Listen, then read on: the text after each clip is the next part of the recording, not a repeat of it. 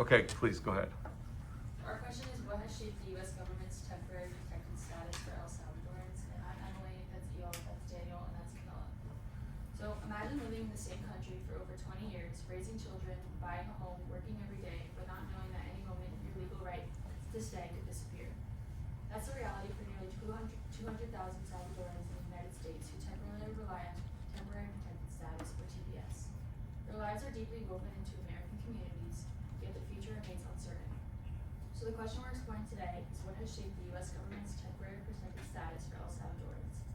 The answer is that TPS has been shaped by law, by humanitarian crises, and by politics. The Immigration Act of 1990 created TPS to protect people from the countries where returning home would be unsafe. Because of war, disaster, and extraordinary conditions, El Salvadorans' status became essential because of the instability for their country. To define it clearly, temporary protected status, or TPS, is a legal designation that allows nationals of certain countries to live and work in the United States when conditions at home make return dangerous. Scholars describe this as liminal legality, the protection without permanence, a life lived in between. The larger idea here is that TPS is more than a legal category. It reflects humanitarian values, immigration, integration, and political struggle. And the event that set everything in motion was the 2001 two massive earthquakes struck El Salvador. They destroyed homes and infrastructure, and the U.S. government responded by formally designating Salvadorans to TPS. This designation has been renewed ever since. Now passing on to Camilla. In 1980, a violent civil war forced hundreds of thousands of people to leave the country and their homes. Then in 2001, two earthquakes struck El Salvador 1 month apart from each other, destroying homes and making recovery slow. Even today, people are facing gang violence, poverty, and frequent natural disasters, making it unsafe to go back to El Salvador. The U.S. created a TPS, known as the Temporary Protected Status. This is a system that's given to countries who are facing war, disasters, and major instability. And every 6 to 18 months, the Department of Homeland Security reviews the condition of the country to decide whether they're gonna end or extend the TPS, and also check the conditions of the country for it to be safe to go back.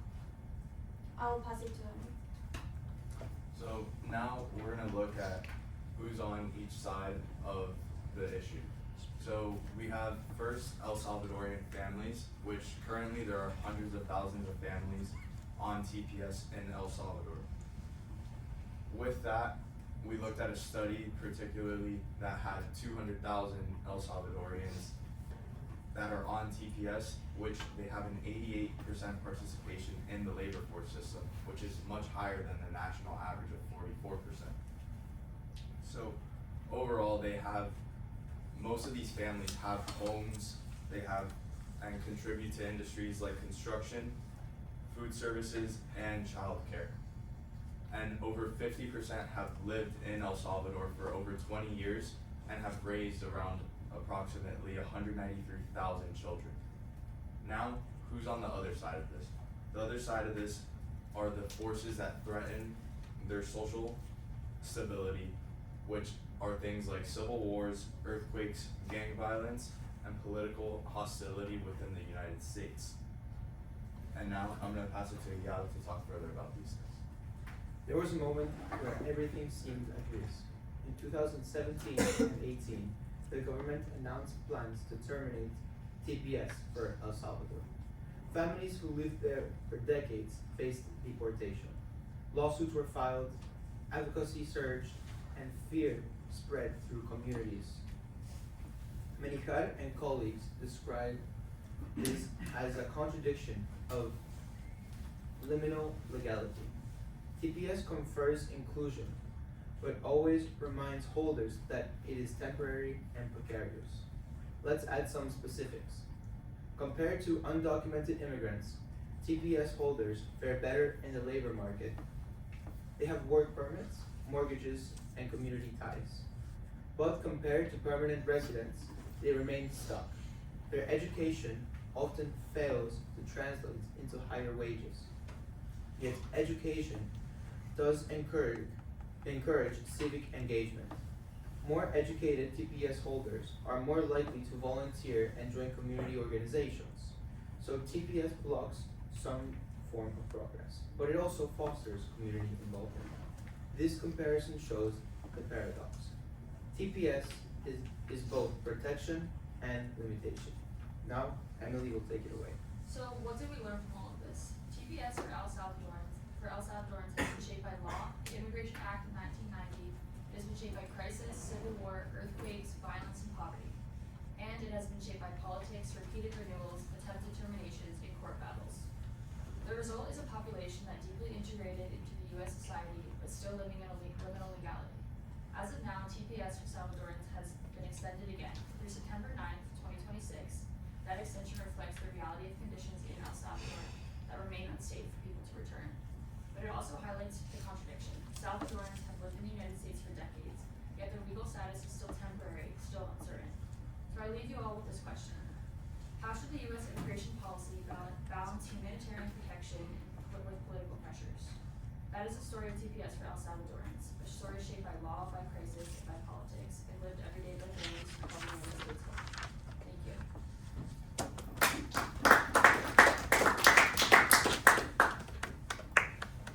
Mr. Garcia, so let me ask you this question.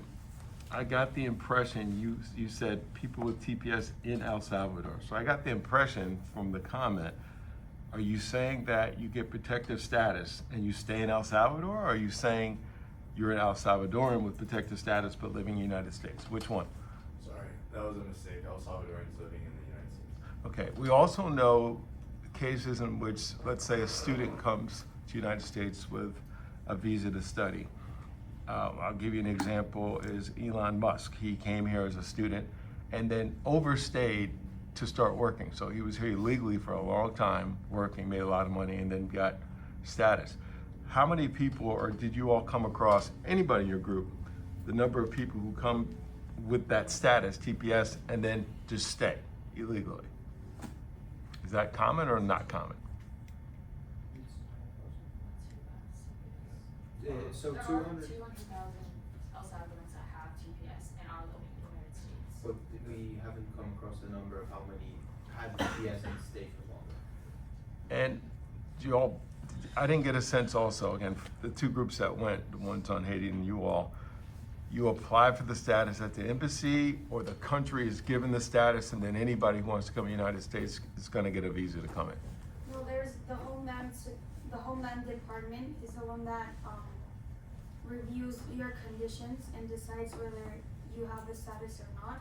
And every 6 to 18 months, they're gonna check and renew or decide if you were safe enough to come back. So it's not just given to a country. You can be a citizen in the country, you apply, then they investigate, are you in danger?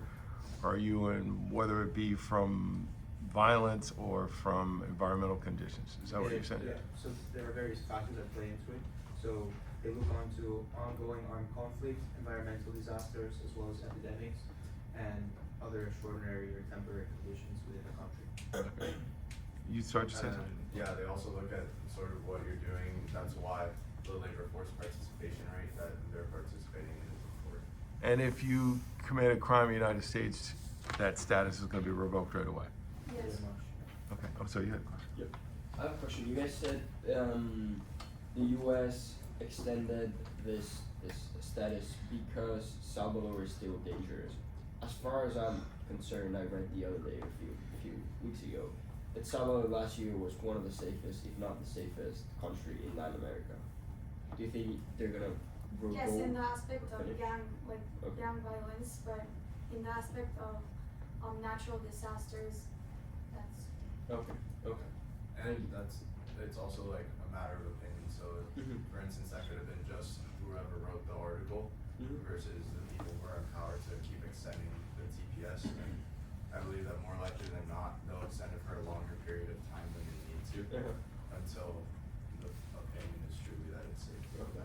That being said, as Camila said, it's something that the Department of Homeland Security is always looking into and reevaluating on. So like you said, if the primary rates are lower and the company has come back from natural disasters and may say, okay, you know, this renewal that we gave them until 2026 is gonna be the last one we give them until, let's say, the next natural disaster, but hopefully it doesn't come. Yes. Would they ever renew TPS for political reasons, like America wanted to develop a better relationship with El Salvador? Would that be like a reason why they would extend TPS? I could see that happening. Politics works in weird ways, but at the same time, the point of TPS is to protect people, not necessarily to create diplomatic ties. So maybe they might make it easier to get a certain type of visa, or even make a particular visa for the country, or they might transfer TPS over to some sort of visa. That way, their citizens can prosper in the United States. Any other questions? Thank you.